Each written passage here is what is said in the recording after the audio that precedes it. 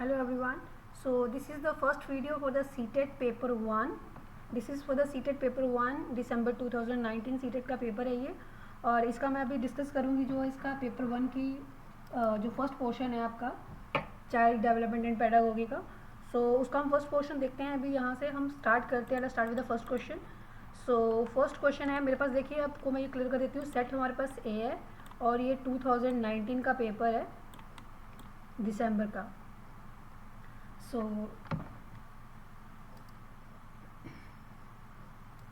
yes, okay, so let's start with the first question. Okay, come to the first question. Yes.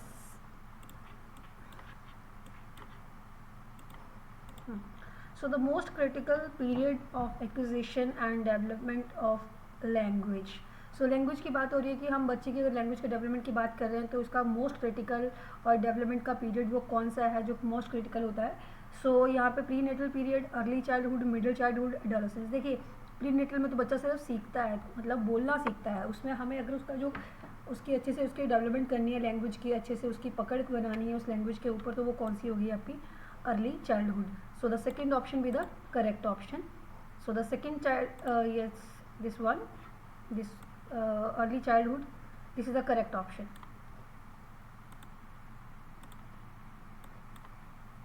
Just a second.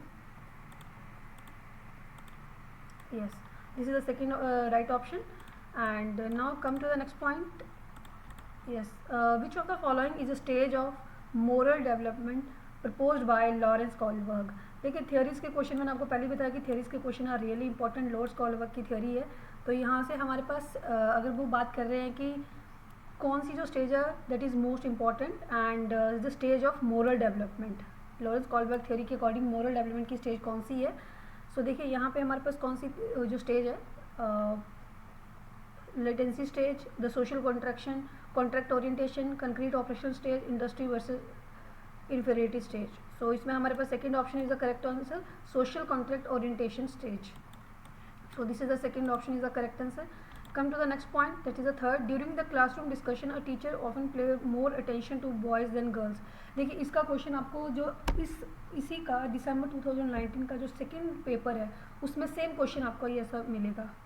तो देखिए वहाँ पे भी same इसका same answer दिया, मतलब सेम क्वेश्चन आपके पास वहाँ पे भी। तो यहाँ पे देखिए थर्ड में क्या आ जाएगा आपके ऊपर कि अगर जो मतलब बॉयज़ के ऊपर ज़्यादा अटेंशन दे रहे हैं या गर्ल्स के ऊपर किसी भी एक सेक्स के ऊपर ज़्यादा अटेंशन दी जा रही है तो दैट इज मतलब जेंडर बायसनेस। ओके, सो चलिए नेक्स्ट क्वेश्चन पे हम आ जाते हैं, क्वेश्चन नंबर 4 पे। Which of the following is an effective strategy to reduce children's gender stereotyping and gender role conformity. Second question है जेंडर रोल कन्फर्मिटी या gender biasness के ऊपर। तो यहाँ पे देखिए क्वेश्चन क्या पूछा हुआ है कि हमें क्या करना है, वहाँ पे रिड्यूस करना है हमें जो जेंडर बायसनेस है या जेंडर स्टीरियोटाइपिंग है उसको हमें रिड्यूस करना है। तो उसको रिड्यूस करने के लिए हमें क्या करना है, discussion about the gender bias ये भी हो सकती है। Emphasising gender specific roles, no, हमें तो कम करनी है चीज़ें तो ज़्यादा करने के लिए। Gender segregate type groups, no.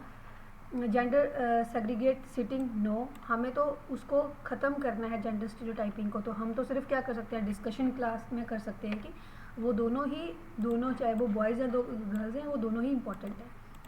Next question, which of the following theories while viewing children as active seeker of knowledge emphasize that the influence of social and cultural content on their thinking. Okay, मतलब यहाँ से जो हमें ये 4 theories दे रखे हुए हैं तो इनमें से किसका ये पॉइंट ऑफ व्यू था कि जो बच्चे हैं वो they are viewing children as active seeker of the knowledge. मतलब बच्चों को वो दिखते हैं कि बच्चे हर चीज़ को सीखने के लिए तत्पर रहते हैं, सीखने के लिए वो हमेशा उनके अंदर क्यूरियोसिटी होती है। तो वो कौन सा ऐसा थ्योरिस्ट था जिसके अकॉर्डिंग जिन्होंने ये अपनी डेफिनेशन दी थी या उनके अकॉर्डिंग ये वाली स्टेटमेंट सही थी। सो सोशल एंड कल्चरल कंटेक्स्ट, तो देखिए यहाँ पे हमने कल भी पढ़ा था ये ले वागोस्की। सो ले वागोस्की के अकॉर्डिंग जो है influence of social and cultural content on their thinking. So the second option will be the correct option. Okay, so इसमें देखिए फिफ्थ में आ जाएगा आपके पास सेकेंड ऑप्शन। एंड चलिए नेक्स्ट अब आ जाते हैं हम क्वेश्चन नंबर 6 के ऊपर। While working in a jigsaw puzzle, 5-year-old Nazma said to herself, "Where is the blue piece? No, not this one, darker one that would go here and make this shoe. Okay, this kind is referred to by the buyers की. अब देखिए बच्चे कई बार हम क्या करते हैं, बच्चे भी हैं चाहे थोड़े बड़े हैं, वो खुद से बात करते हैं. तो कि जैसे अब बच्चा कोई काम कर रहा था तो उसने बच्चा खुद से बात कर रहा है कि नहीं ये ऐसा नहीं है, ये वैसा होना चाहिए, तो बच्चा खुद को ही गाइड कर रहा है. तो उस चीज़ को हम क्या बोलेंगे? तो private speech yes, talk aloud no, scaffolding no, egocentric speech नहीं. बच्चा खुद के अपने जो उसके एक्शंस उनको गाइड कर रहा है, तो that is called the private speech. Okay, next है giving cues to children and offering support as and when needed in an example of. इसका देखिए स्कैफोल्डिंग, अगर हम स्कैफोल्डिंग का इसका आंसर मैं आपको वैसे पहले आंसर बता देती हूँ, बट देखिए स्कैफोल्डिंग का एक क्वेश्चन आपको हर बार पेपर में मिलेगा, चाहे आपके पास पेपर 1 है चाहे आपके पास पेपर 2 है. तो स्कैफोल्डिंग का तो क्वेश्चन आपको एक आना ही आना है. मतलब उसकी आपको कंडीशनिंग कुछ भी हो सकती है, कोई प्रैक्टिकल सिचुएशन हो सकती है, बट क्वेश्चन आपको एक आएगा ज़रूर उसका. Which of the following behaviour characterise the concrete operational stage as proposed by Jean पियाजे. सो कंक्रीट ऑपरेशनल स्टेज हम किसको कहेंगे एज पर द जीन पियाजे थ्योरी. सो देखिए यहाँ पे हमारे पास क्या है, hypothetical deduction reasoning, propositional thoughts, conserve class inclusion, deferred imitation, object permanence, make believe play, irreversibility of the thoughts. तो यहाँ देखिए यहाँ पे हमारे पास जो सेकंड ऑप्शन है कंजर्वेशन एंड क्लास इंक्लूजन, ये हमारे पास जो है जो आपकी कंक्रीट ऑपरेशनल स्टेज है ये उसमें आता है. Which of the following, this one. Okay, so which of the following is a yes, which of the following is a Piagetian construct in the context of cognitive development of children.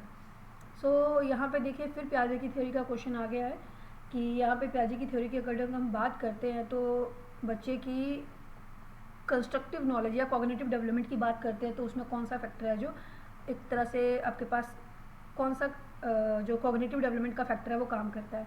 देखिए schema हो गया आपके पास, ये जैसे मैं कुछ आपको words बता देती हूँ, जैसे स्कीमा हो गया, उसके बाद प्रॉक्सिमल डेवलपमेंट का जोन ऑफ प्रॉक्सिमल डेवलपमेंट हो गया, पीछे हमने एक स्कैफोल्डिंग किया. ये कुछ ऐसे टर्म्स हैं, मतलब इन टर्मिनोलॉजीज़ का कहाँ एप्लीकेबल हो सकती हैं, कहाँ से ये ओरिजिन हुई हैं, ये सब चीज़ें आपको पता होना चाहिए. बिकॉज एक क्वेश्चन तो देखिए अब स्कीमा का क्वेश्चन भी आ गया है, और यहाँ पे आप देखो तो आपके पास स्कैफोल्डिंग का क्वेश्चन भी आ गया, जोन ऑफ प्रॉक्सिमल डेवलपमेंट का क्वेश्चन भी आ गया, आपको मिल जाना है. तो इसलिए यहाँ पे ध्यान रखना कि जो बच्चे की हम बात कर रहे हैं कि कंस्ट्रक्टिव नॉलेज, तो कंस्ट्रक्टिव नॉलेज की बात कर रहे हैं तो वो कहाँ जाएगी, स्कीमास में जाएगी. स्कीमास पे बेसिकली क्या होता है, बच्चे छोटी अपनी तरफ से एक मतलब दिमाग में छोटी एक तरह से ऑब्जर्वेशन स्टोर होती जाती है. So primary objective of assessment should be. अब देखिए primary objective of the assessment, assigning rank तो हमें बच्चे को, हम किसी भी तरीके से बच्चों को लेबल तो कर नहीं सकते. Understanding child clarity and confusion about related concept, ये भी हो सकता है. Labelling children as per their scores, no, हमने बच्चे को लेबल तो करना ही नहीं है ना, हमें बच्चे के साथ चलना है, हमें बच्चों को ना लेबल करना है ना उनको असाइनिंग द रैंक करना है. तो ये तो दोनों ऑप्शन ही क्या हो गई है हमारे पास इनकरेक्ट है. सेकंड और फोर्थ ऑप्शन आती है मेकिंग पास और fail in the report card, understanding child clarity and confusion over the related concept. देखिए यहाँ पे अगर हम बात करते हैं तो हमारे पास understanding children clarity and confusion of the related topics, हम यहाँ पे ये पीरियोडिक असेसमेंट में कर सकते हैं कि हम बच्चे की अगर हम क्लास टेस्ट ले रहे हैं उसमें हम कर सकते हैं, ओरल टेस्ट में हम कर सकते हैं. बट जब हम बच्चे की असेसमेंट कर रहे हैं, सो अगर हम वहाँ पे हम देख रहे हैं यस, तो अगर हम यहाँ पे देखें कि मेकिंग पास और fell off the report card, नहीं, ये बच्चे को वहाँ पे मतलब पास या फेल करके हमें बच्चों को नहीं दिखाना है वहाँ पे. तो प्राइमरी ऑब्जेक्टिव क्या होना चाहिए किसी भी असेसमेंट का, understanding the children's clarity and confusion about the related concepts. चलिए फिर नेक्स्ट क्वेश्चन पे आ जाते हैं. हमारे पास 11th क्वेश्चन है. 11th क्वेश्चन है which of the following statement about the intelligence is correct. Intelligence is a fixed ability to determine at the time of birth only. No, intelligence birth के time पे तो नहीं हम define कर सकते कि कौन सा बच्चा कितना इंटेलिजेंट होगा. इंटेलिजेंस कैन एक्यूरेटली मेजर और determine by using standardised test, ऐसा भी कोई कंपल्सन हमारे पास नहीं है. Intelligence is a unitary factor and a single trait. No, this is not the case कि हमारे पास इंटेलिजेंस एक यूनिटरी फैक्टर ही है. मल्टीपल इंटेलिजेंस की थ्योरीज किस लिए है फिर अगर यूनिटरी फैक्टर है वो. तो Intelligence is multi-directional and set of complex abilities. Yes, this is the correct statement which is exemplifying the intelligence word. Okay, Ruhi always think of multiple solutions of a problem, many of which are original solutions. Ruhi is displaying characteristics of, मतलब बच्चा किसी भी चीज़ को सोच रहा है तो बच्चा वो हर बार नया आइडियाज़ देता है, डिफरेंट आइडियाज़ देता है, तो वो किस तरह की एबिलिटी है उस बच्चे के अंदर, तो वो किस तरह की है, that is a creative thinker, because वो ओरिजिनल आइडियाज़ देते हैं, ओरिजिनल आइडिया देती है बच्चा, और वो एक मतलब मल्टीपल सॉल्यूशंस के बारे में सोचती है, और ओरिजिनल आइडियाज़ हैं, हाँ ना, ओरिजिनल आइडियाज़ की बात कर रहे हैं वो, तो कन्वर्जेंट थिंकर भी हम बोल सकते हैं, बट वहाँ पे क्या है, बात हो रही है ओरिजिनल आइडियाज़ की, तो बच्चा खुद अपनी तरफ से डेवलप कर रहा है उनको, तो that is a creative thinking. So option 1 is the correct answer. Okay, 13th अगर हम बात करें तो in a situation of less participation of student belong to a deprived group of in teaching learning process, a teacher should. अब देखिए यहाँ पे अगर हम बच्चे बात कर रहे हैं तो यहाँ पे कोई बच्चा है, सपोज कुछ बच्चे हैं जो बैकग्राउंड उनका कोई ज़्यादा ऐसे साउंड बैकग्राउंड से नहीं है, तो उनकी टीचिंग लर्निंग प्रोसेस को इम्प्रूव करने के लिए what is the role of a teacher. So teacher का बेसिक रोल क्या होना चाहिए वहाँ पे कि ask the children to withdraw school. ये तो कुछ केस बनता ही नहीं है, ये तो पहले ऑप्शन बिल्कुल ही गलत हो गया. Accept the situation as it is, no. Lower the expectations, no. ये तो देखो, अगर आप यहाँ पे कुछ मतलब नहीं भी समझ है तो सिर्फ सिंपल सी बात है कि टीचर का रोल क्या है वहाँ पे. आज अगर आप खुद को एज ए टीचर सोचते हो तो आपका क्या रोल है वहाँ पे, आपने अपनी तरफ से वेज निकालने हैं कि बच्चे की आप इम्प्रूवमेंट और इन्वॉल्वमेंट को कैसे इंक्रीज़ कर सकते हो, बच्चे को कैसे आप इम्प्रूव कर सकते हो, कैसे उसकी स्टडी में और इन्वॉल्वमेंट ला सकते हो. तो this is your duty, you are going to like guide them. So the fourth option is the correct answer. Okay, in an inclusive classroom a teacher, देखिए इंक्लूसिव क्लासरूम का क्वेश्चन भी confirmed हर paper में आता है. मैंने जितने भी paper discuss किए हैं मुझे हर पेपर में एक इंक्लूसिव क्लासरूम के 1-2 क्वेश्चन मिले हैं. In an inclusive classroom a teacher individualise education plan. Okay, so देखिए इंक्लूसिव क्लासरूम की बात है तो टीचर को क्या करना चाहिए, सिंपल सी बात है, जो हमारी एजुकेशन पॉलिसीज़ है उनके अकॉर्डिंग क्या है कि हमें लर्नर के सेंटर्ड रख के चीज़ों को काम करना है, और हमें लर्नर के अकॉर्डिंग अपनी जो हमारी टीचिंग लर्निंग प्रोसेस है उसको प्रिपेयर करना है, उसको हमें मॉडिफाई करना है. तो देखिए यहाँ पे क्या है, teachers should actively prepare individualised education plans. देखिए यहाँ पे हमें हर बच्चे को ध्यान में रख के चलना है, हमें हर बच्चे के हिसाब से हमें अपने एजुकेशन प्लान्स को वहाँ पे मॉडिफाई करना है. So primary characteristics of A children with dyslexia, देखिए जितनी भी लर्निंग डिसेबिलिटीज़ हैं, चाहे वो राइटिंग है, थिंकिंग है या रीडिंग है, ये सब इनका एक क्वेश्चन आपको बनना है. तो जितनी भी देखिए, अब मैं इंपॉर्टेंट पॉइंट्स बता रही हूँ यहाँ से आपको कि जितने भी आपको हर बार कोई ना कोई क्वेश्चन मिलेगा ज़रूर आपको, चाहे आपकी लर्निंग डिसेबिलिटीज़ हैं, थिंकिंग है, फ्लुएंसी रीडिंग है, अटेंशन डिसऑर्डर बच्चे हैं, तो उनका आपको आइडिया होना चाहिए कि टर्म क्या यूज़ करते हैं हम, तो आपको वैसा ही क्वेश्चन आएगा, कुछ ज़्यादा डीप क्वेश्चन नहीं आएंगे आपको. तो देखिए हमारे पास अगर हम बात करते हैं इसकी डिसलेक्सिया बच्चा, तो डिसलेक्सिया में बच्चे में क्या होता है, तो अटेंशन डिफेक्ट से तो बच्चे नहीं होते हैं, डाइवर्जेंट थिंकर हो सकते हैं, बट प्रॉब्लम क्या होती है हमें, डिसलेक्सिया बेसिकली हम बोलते हैं किसको होता है, इनएबिलिटी टू रीड फ्लुएंटली. तो डिसलेक्सिक बच्चे क्या होते हैं कि वो बहुत जल्दी चीज़ों को जल्दी रीड नहीं कर सकते हैं, वो वर्ड्स को आगे पीछे रीड कर जाते हैं. The concept of inclusive education, देखिए पहले इंक्लूसिव क्लासरूम का आ गया, अब इंक्लूसिव एजुकेशन का आ गया.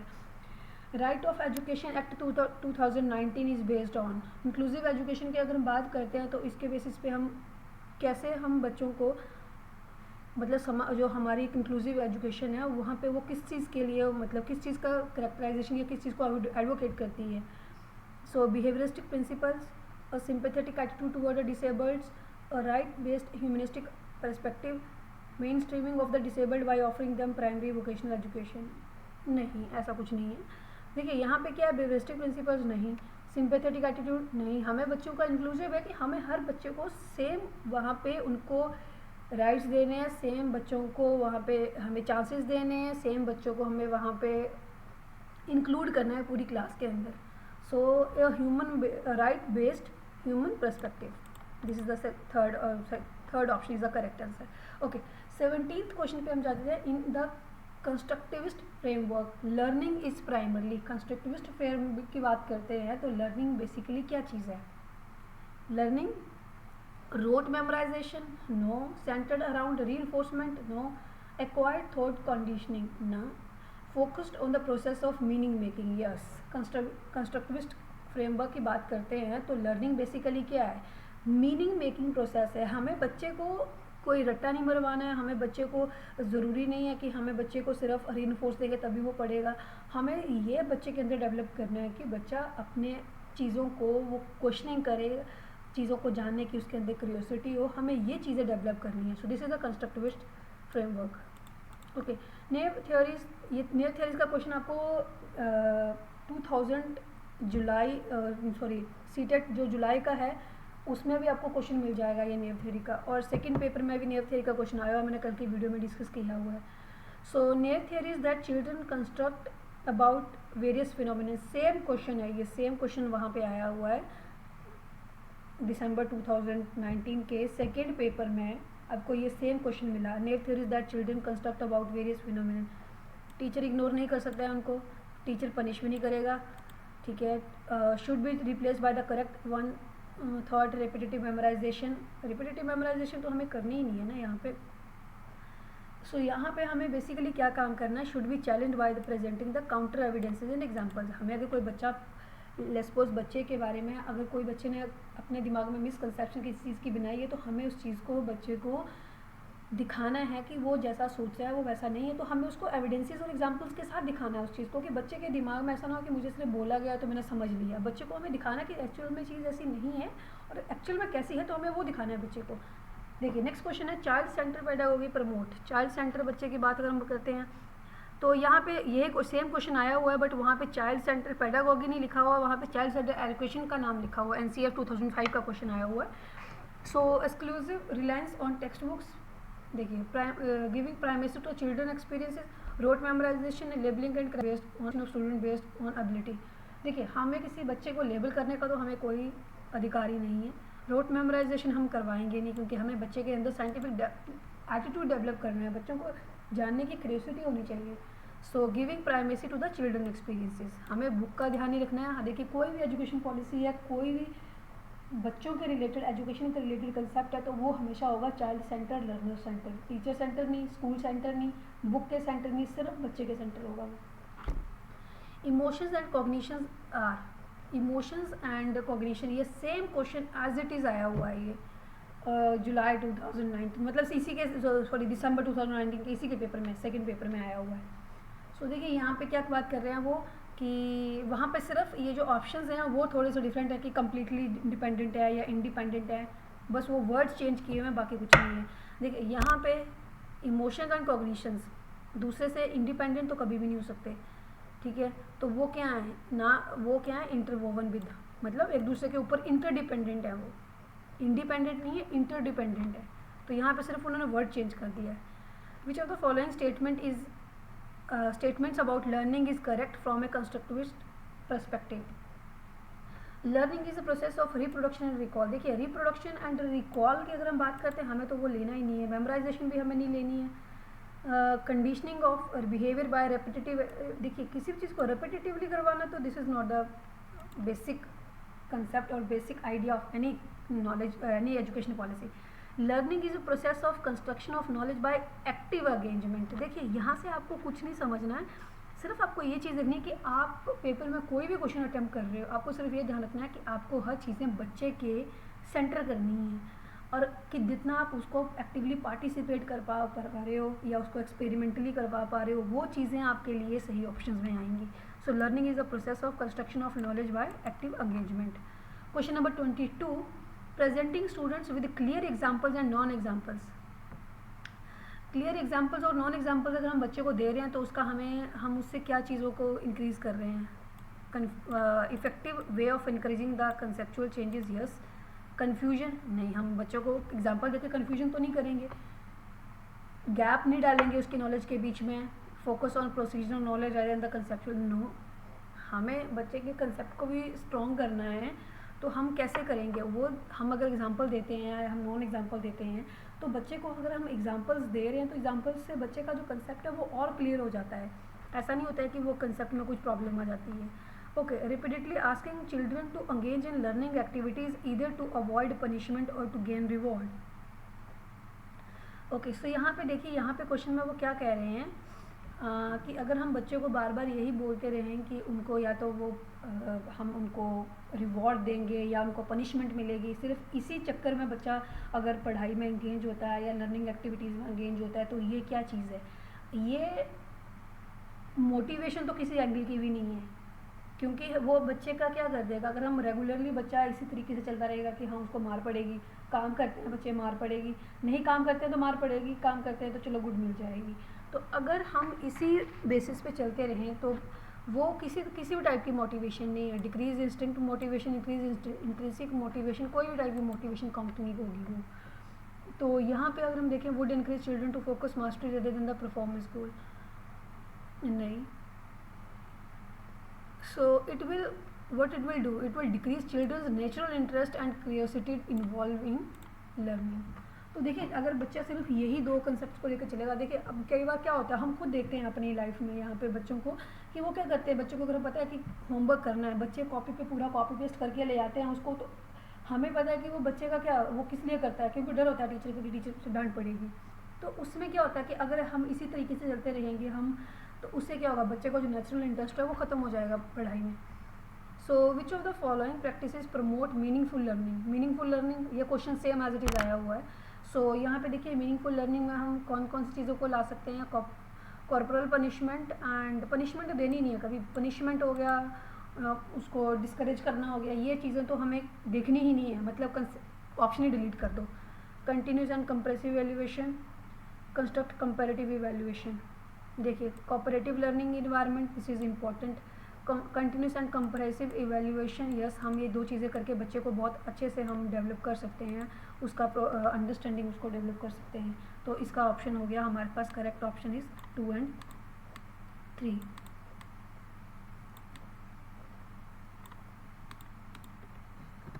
पनिशमेंट हो गया या कंपेयर करना बच्चे का, वो तो हम कर ही नहीं सकते। How can teacher facilitate understanding of complex concept in children? तो टीचर कैसे जो है वो बच्चे को हेल्प कर सकते हैं, अगर कोई लेसपोज कंसेप्ट जो है वो डिफ़िकल्ट है तो बच्चे को हम कैसे फैसिलिटेट कर सकते हैं। लेक्चर देंगे तो बच्चे को समझ कैसे आएगा कि हम लेक्चर ही देंगे तो। कॉम्पिटिटिव इवेंट्स नहीं, रिपीटेटिव मैकेनिकल ड्रिल्स नहीं। So by providing opportunities for exploration and discussion, yes जब बच्चा एक्सप्लोरेशन करेगा चीज़ों की, डिस्कस करेगा चीज़ों को, then he will learn more accurately that compare to the, जब हम उसको क्या करेंगे, सिर्फ बच्चों को हम सिर्फ ये करेंगे कि हम सिर्फ उनको एक तरह से बेसिक चीज़ कर रहे हैं या हम उसको मैकेनिकल ड्रिल कर रहे हैं। और primary school teacher can encourage children to become effective problem solver by. अब प्राइमरी स्कूल टीचर की बात करते हैं तो वो बच्चों को कैसे इनक्रेज कर सकते हैं प्रॉब्लम सॉल्विंग के लिए। तो यहाँ पे अगर हम देखें तो offering materialistic rewards no, emphasising only on the procedural knowledge no, dismissing and penalising incorrect answer, हमें तो पेनलाइज करना ही नहीं है बच्चे को। सो encouraging children to make intuitive guesses and then brainstorming on the same, yes this is a perfect way that how a teacher can help the students. So this is the encouraging the children to make intuitive guesses and then brainstorming on them. In which of the following periods does physical growth and development occur at a rapid pace? कौन सी stages हैं life की जहाँ पे बच्चों की बहुत जल्दी growth और डेवलपमेंट होती है? सो यहाँ पे अगर हम बात करते हैं, so infancy and early childhood and middle childhood and adolescence and adulthood। तो यहाँ पे देखिए growth, physical growth and development, हम तभी कहते हैं कि बच्चे का जो दिमाग है वो कहते हैं कि वो बच्चे का दिमाग जो छोटी उसका एज होती है तो उसमें बहुत जल्दी चीज़ें सीखते हैं बच्चे, तो वो क्या हो गया यहाँ पे इन्फेंसी और चाइल्डहुड में। This is the first option. And then question number 28, which of the following is not a principle of development? Not a principle of development। lifelong development होती है, yes। modifiable है, yes। influenced by heredity and environment both। देखिए ये तो तीनों ही हैं। development is universal and cultural concept and do not influence it। नहीं नहीं नहीं नहीं नहीं, कल्चरल कंटेंट तो डेवलप करता है और डेवलपमेंट यूनिवर्सल है मान लिया, बट उसको कल्चर से कोई इन्फ्लुएंस नहीं होता, ऐसा कोई ज़रूरी नहीं है। सो ये तीनों हमारे पास ये करेक्ट ऑप्शंस हैं। उन्होंने पूछा हुआ था नॉट, तो नॉट में हमारे पास आ गया fourth option. The primary cause of individual variation is, individual variations का प्राइमरी कॉज क्या है यहाँ पे? तो अगर हम यहाँ पे देखें तो genetic code received by the individual from birth parents, inborn characteristics, environment influence. देखिए हमें सब पता है कि कोई भी इंडिविजुअल है उसके ऊपर उसका इन्वायरमेंट, उसकी जेनेटिक्स दोनों ही काम करते हैं।